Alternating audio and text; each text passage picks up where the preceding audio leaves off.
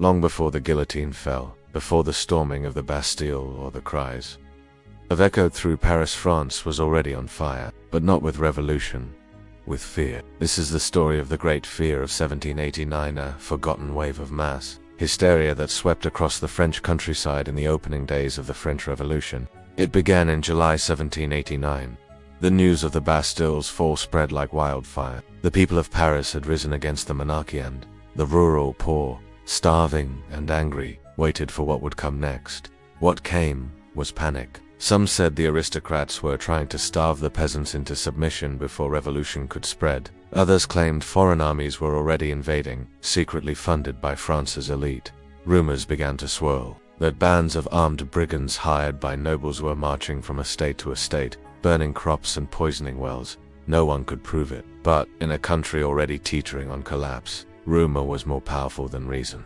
Entire villages armed themselves. Bells rang from church towers. Fields were abandoned. Families fled into forests with what little they had. And when the brigands never came, over 6,000 manors were attacked. Nobles who escaped fled abroad, and when the smoke cleared, a truth remained. The people turned on their true enemies, the landlords. In some cases, they demanded nobles sign oaths of loyalty at sword point. The revolution hadn't yet passed laws against the aristocracy, but the countryside didn't wait. It burned the old order down by hand.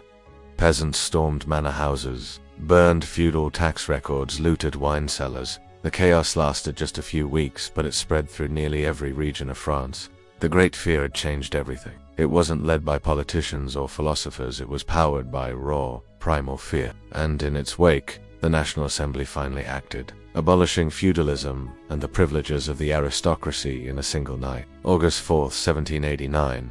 So the next time someone tells you revolutions begin with ideas, remember this one also began with panic, pitchforks, and whispers in the fields.